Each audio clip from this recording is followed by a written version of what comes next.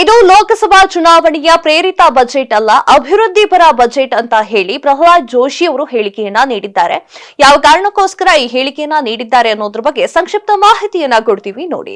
2024-25ರ budget ಅನ್ನ ನಿರ್ಮಲಾ ಸೀತಾರಾಮನ್ ಅವರು ಇಂದು ಮಂಡಿಸಿದ್ದಾರೆ. ಈ ಕುರಿತು ಹಲವಾರು ನಾಯಕರು ಪ್ರತಿಕ್ರಿಯೆಯನ್ನ ನೀಡಿದ್ದಾರೆ.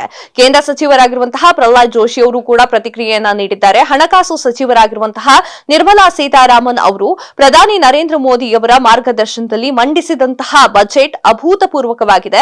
ಇದರ ಮಧ್ಯಂತರ ಮುಂಗಡ ಪತ್ರವಾಗಿದ್ದು ಈ ಅವಧಿ ಕೊನೆಯ ಮುಂಗಡ ಪತ್ರ ಇದಾಗಿದೆ ಅಂತ ಹೇಳಿದ್ದಾರೆ. ಮುಂಬರುವ ಚುನಾವಣೆಯ ದೃಷ್ಟಿಯಲ್ಲಿ ಇಟ್ಕೊಂಡು ದೇಶದ ಹಿತ ಹಾಗೂ ಬಡವರ ಹಿತವನ್ನ ಗಮನದಲ್ಲಿ ಇಟ್ಟುಕೊಂಡು ಹಣಕಾಸಿನ ಬದ್ಧತೆಯ ಜೊತೆಗೆ ಅಭಿವೃದ್ಧಿ ಪರ ಬಜೆಟ್ ಅನ್ನ ಇವರು ಮಂಡನೆ ಮಾಡಿದ್ದಾರೆ. ಅವರಿಗೆ ಸಮಸ್ತ ದೇಶದ ಹಾಗೂ ಕರ್ನಾಟಕದ ಜನತೆಯ ಪರವಾಗಿ ಧನ್ಯವಾದಗಳು ಮತ್ತು ಅಭಿನಂದನೆಗಳು ಅಂತ ತಮ್ಮ ಸಾಮಾಜಿಕ ಜಾಲತಾಣ ಎಕ್ಸ್ ನಲ್ಲಿ ಇವರು ಬರೆದುಕೊಂಡಿದ್ದಾರೆ.